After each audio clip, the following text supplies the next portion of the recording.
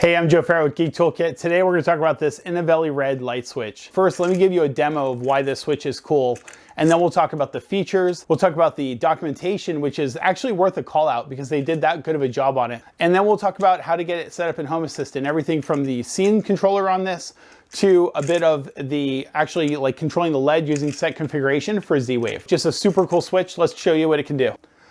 Okay, so this is my makerspace. I've got rainbow lights. I've got Dynaframes behind me right now. It's probably showing movie posters. My TV's on, my lights are on. I'm gonna hit down once on the switch.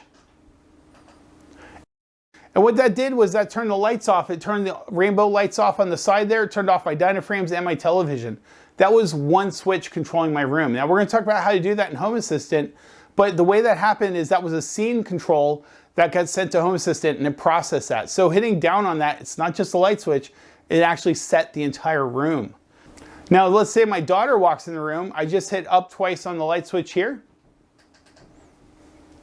And I turned my lights on. My rainbow lights came on here. She loves those, lots of colors, very fun. Here my Dynaframes came on and they switched over to Disney artwork. That's Dynaframes. If you haven't followed my channel, I've got a video on how to build those. They're dynamic picture frames that are very home automation friendly. And then you can see the Disney app is going to launch behind me here.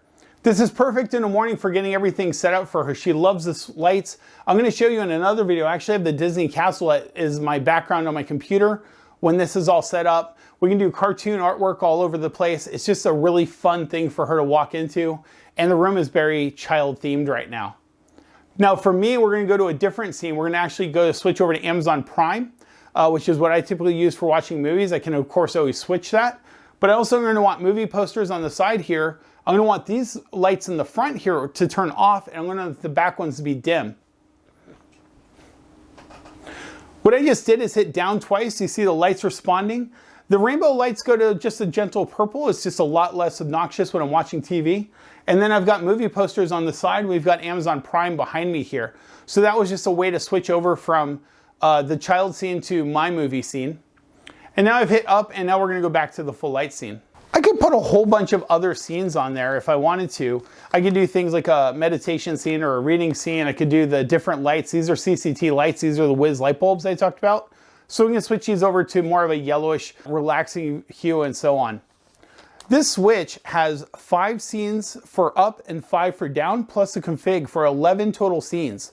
I just showed you 4 of them. I showed you a movie mode, a child mode, on and off. And keep in mind, the on was everything turned on, the off was everything turned off. So I can control a lot of stuff with that one light switch right there. It also has an LED light on it, which I can use to actually do things like let me know if the garage door is open. Maybe I could set it to red. You can set it to a number of colors, and you can also do some pulsing and flashing if you want to try to like have it get some attention. I want to talk about the manual because as a home automation enthusiast, sometimes I find I get things and they don't come with a manual, and it's like, well, that's okay. I'll just go research it online or find a tutorial. But Innovelli just went above and beyond on the manual. It's probably one of the best manuals I've ever seen for any home automation device. It's just dense with information. It talks about everything from Z-Wave and how it works as a repeater technology. It also talks about things like range effect of things like concrete or flooring or couches, like all of these different materials and how they affect Z-Wave range, which I'd never known before. It also talks about how to configure the switch. Innovelli as a company really seems to understand home automation and home automation enthusiasts. They really understand it. And what I mean by that is not every hub has great support for setting configurations. So what they did is they documented and put in the configuration options for all of their things on their switch. If you want to do something like have the switch where the down works as up or up works as down, or maybe you want to have a sleep timer, or maybe you want to have something where the light responds a second after you hit the switch, you can configure all of that on the switch itself using the config button and different key press options. And they documented all of them in here. They also documented all of the wiring options. This switch has the feature of being able to work with 3-way switches without having to rewire everything. You don't have to buy 2 switches. You can actually use this and a dumb switch if they both have neutrals. If they don't, they talk about that as well. It's just really cool, all of the different options this thing can do. If you want to use 2 Innovelli switches, you can. If you want to use a add-on switch in the Innovelli, you can. I mean, the options are endless. You don't buy a special 3-way switch for this. This switch works as a 3-way, or in this room, it just as a single. So it's I mean, just an incredible amount of flexibility. One other feature that's really cool, this is the red series, not the black. The red series adds power monitoring. So it'll actually tell you live, and we'll show you how to do this in Home Assistant in a second, to see how much power your lights are pulling or whatever's connected to the switch is pulling at any given time. You can also get a total wattage as well. And again, use the config thing to clear that out if you want. Finally, it has the ability to disable and enable the relay, and you can do it right from the switch. One of the really cool things about that is when you have smart lights and you disable the relay, the lights don't actually get powered off, which means they don't lose control from Home Assistant. You can still control your lights. And I talked about that in my other video of how big of a problem smart lights and smart switches are and how they seem to fight all the time. But this, it's almost like they dance. It's great to see them work together. It feels really, really smooth. And it feels like it just feels right. You know, I'm not sitting there fighting all the time going, oh man, I cut power to my lights. I never cut power to my lights because the relay is disabled in there. Because all it does is tell Home Assistant what my lights should do. And then Home Assistant goes and controls the entire room. As an enthusiast of home automation, I always think about what will happen when I sell my house. Because I know one day I'll probably have to sell this house. And when I do, I don't want to have to rip out every light switch that I just installed. So having the ability to turn the relay back on by just basically doing a key press, and the switch in general feels solid, it's just a well-made switch, makes me feel really good about it. It's not going to feel like a weird, cheap off switch. It feels just like any other on-off switch. It has a nice, really satisfying click to it, and so just the quality of the brand just feels good. Okay, the next thing we're going to do is we're going to go jump into Home Assistant because I've talked a lot about this switch. Let's show you how you can control it from Home Assistant and do some really cool stuff. We're also going to use the new Z-Wave JS, and I'm going to show you some of the really cool features of that which have blown me away. So let's go and do that right now. Okay, let's talk about what this looks like in the Home Assistant UI and how to get all this hooked up and running. I'm going to give you a blitz course on Z-Wave JS. This isn't a full deep dive of it, but it'll get you up and running. The two add-ons you want to install, one is Z-Wave JS, the other one is Z-Wave JS MQTT. Now don't worry if you don't have an MQTT broker, you don't need it. This is going to give us just a user interface. The MQTT portion of this name is basically if you're going to hook on to ESP Home or something else, but we'll leave that part disabled. The configuration for these, very simply, you're going to select your USB and then you're going to select your network key. And again, I'm assuming that you've already gone through my other tutorials on what this stuff means, and that way we can go really fast here.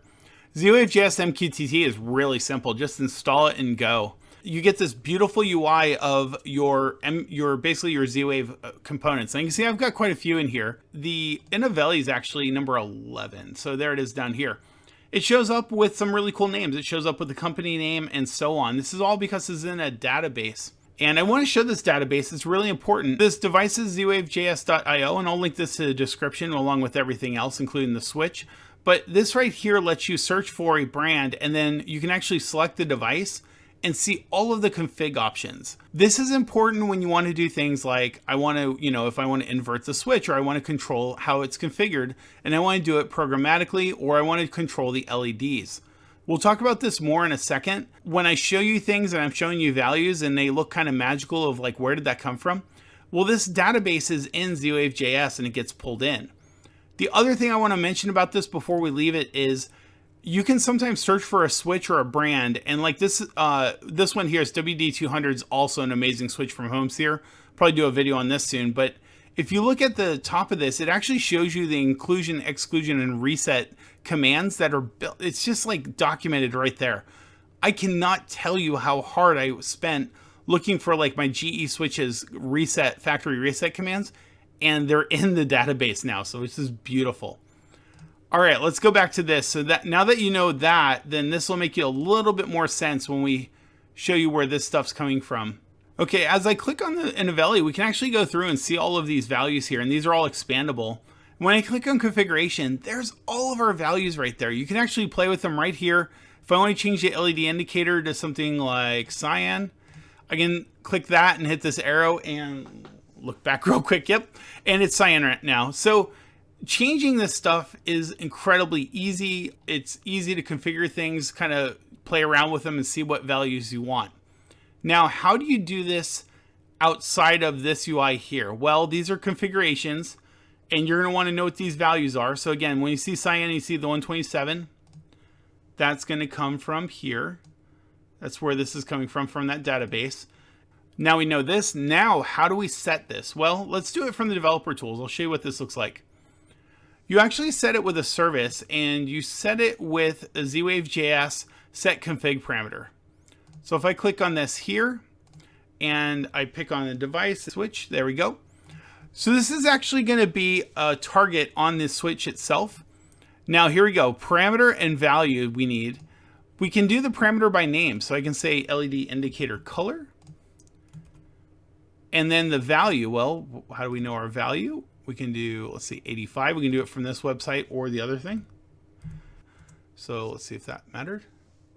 Yes, okay. So no spaces in the leading thing. But this shows you that if you call a service off of this zwave.js set config parameter, then you can actually control the LED, and that's how you would do it in a script. Okay, now let's talk about scripts and scenes. The next thing we want to do is actually build out what do we want, like for me, for the makerspace, for this demo, what do I want the room to look like in each of my different scenes or settings? And I'll talk about a little bit about why you would choose each one. There's two things we're going to talk about here, scenes and scripts. Now, I've talked about scenes in the past and how you can configure all your lights to a certain value, and you can use like your phone or whatever, set them up, and then say, okay, save it as a scene. So we can see here, like Makerspace movie mode, we'll set that, we'll take a look. Oop. When I click it, it actually will execute it. And we can see that I've got two lights off here, and I've got a couple lights that are actually dim. So you see the brightness is down. This is saved as a scene because these are just values that I want set. There's not actions I'm taking. I just want my lights to be a certain way. So that's for the movie scene. And we're going to set up a couple. You know, we do basically all off, and we turn everything off. We save that as a separate scene. And that's, there we go. There's all off. There's movie mode, which I have now. There's on. Now let's talk about scripts. Why do we do scripts sometimes? Well, I've got two, and they actually have scenes in them. So the first thing we do right here is we activate scene and we say turn on everything. But now we want to do a couple other things that are more actions. They're not actually like the state of something. They're things that we want to have happen. This one right here called the magic packet, this actually wakes up my TV. This means if my TV's off, which it normally is when you're turning on this stuff, it sends a magic packet to turn my TV on. This one right here actually talks to my computer and sets the background for my Lively wallpaper to be Disney wallpaper. Keep in mind, this is my kid scene, so this is all the kid stuff happening right now. Then there's a delay because I want to wait for the TV to actually turn all the way on. And then we're actually going to select the source to be the Disney Channel. So we're selecting source, and we select it to Disney Plus. When you have a couple of things like this where it's not just a certain value, I can't just say set a scene and have all of that stuff happen. There's things that have timing involved. Then we're going to want to use a script. So that's the difference between scenes and scripts. And the whole point of this is to figure out how you want your room configured or how you want your house configured and set up those scenes and scripts. And then what we're going to do is map the basically the paddles on the light switch to call these. Okay, so that's the next thing we'll do. All right, so how do we do that? Well, we're going to go to automations and we're going to add an automation. Now, the beautiful thing about the Anavelli switch and a lot of the popular ones is you can find blueprints here. So I have found a blueprint on the site that is this one right here. I have a V2 because I had to do a fix for it. And we can just call it test automation. And here, the way these blueprints work, you basically just fill in the fields here. So the first thing we want to do is select our device. This is the switch that's in my room, the one in Anavelli I have installed right now. And now we can just basically point these actions at the scripts or the scenes. If I want to add a scene, I basically say action type call scene or activate scene. And then it will filter it down to scenes, and I can say all on. And now the config button, which is the button next to the paddles, if I hit that, it will actually activate that scene. Now, if we look at the rest of these here, there's the 5 up and 5 down. There's 1 up, hitting up twice, hitting up 3 times, and then down for each of these. That's 10 more for a total of 11. What do I want up press to be? Well, I can say I want that to activate a scene, and then I can pick a different scene.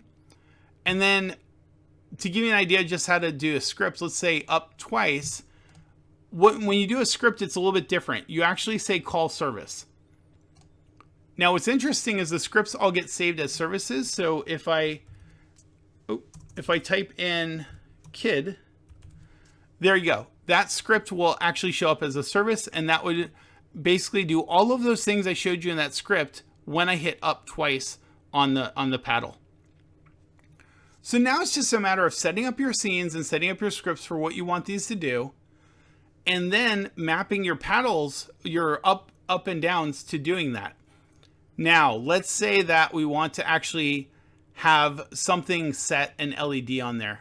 We can have another event, another automation, whatever we want to do. Matter of fact, let's just set it up. Let's just set it up. So we'll do a test automation. We'll start with an empty one. We're going to say set LED to red. And, you know, we could say a trigger could be anything. It could be geolocation. Maybe somebody is coming home. We can say time of day. We can say something, you know, if we have a sensor on the garage door, if the garage door is open, stuff like that. Okay, I came up with something arbitrary. We're going to say when my iPhone, basically when I'm home, set that light to be a certain color. The trigger for this would be on the device of an iPhone. So when my iPhone has entered a zone, when my iPhone has entered home, then we're going to call a service. Oop. Remember, that was a service that is basically ZWaves.js set a value. So set a device configuration parameter. We'll pick the device as the makerspace switch. And again, the parameter is here. So we can say parameter, or well, I'll do it by name because I like doing names, so that way when I'm reading it later, it's easier to debug this. And remember, don't put spaces in front of it. And we say green, so 85. So when I am home, set that to 85, and boom. I think the light's still green from the last demo. I was looking back to check on it. But that is how you would actually control the LED. That's also how you control the paddles. We talked about the paddles, the scenes, the scripts. This right here is basically the card for the switch. Now, the one thing I want to say about this, if you turn off this switch, it will cut power to your lights. I talked about the relay being disabled or enabled. That's on the physical switch itself. This switch here in Home Assistant, and this is important because I did this wrong and learned the hard way. If you cut this, it will cut power still. So keep that in mind. And then this is the electricity consumed. So there's 2.7 watts on the lights right now. They're very dim. And that makes sense. There's two of them. They're at, you know, about 10% power. And I think they're 7-8 watts each. So it works out. The electric consumed kilowatt hour, this is total electricity consumed. You can see I have a little chart here using a sensor graph. These are nice and small because I'm using a grid card here for these 3 in a row. And this one right here is the overhead light. Again, that's a 2.7 just as a chart. But this one here is off of my WLED. So we can start putting power things together now and get ideas of power consumption. All right, I think that's all I can say about the NVLE switches right now. That is going to be interesting. I think that by the end of this video, you should know quite a bit about them, how to basically get into the configurations for them and scroll through and do all sorts of amazing things with this switch. You can see here the meter stuff actually comes up live. There's a whole bunch of settings here to browse through. It's an absolutely amazingly feature-packed switch. I think they stuffed every feature they could dream up and then added a few more. There's stuff like this, the LED brightness when it's off. There's where's the effect at? The LED effect, so you have like pulsing and blinking. You can do stuff like have it flash red maybe if you know, your 2.5-year-old daughter is running out of her room. Hi, I just want to say as I close this out, I'm going to say this over the video. This video here is actually the first time I got all this working and was showing it on Facebook, thanking the Home Assistant community for helping me out. But I want to use this opportunity to say thank you so much for the support, for the shares, the likes, the subscriptions.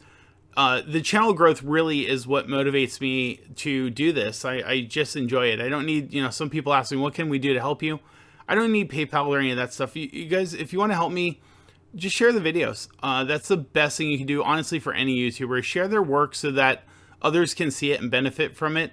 That means that, you know, for every hour I put into a video, that many more people get to benefit from it. And that is really the best thing you can do for a YouTuber that's just trying to help the community out. So thank you so much for that support and love. And thank you for the nice comments.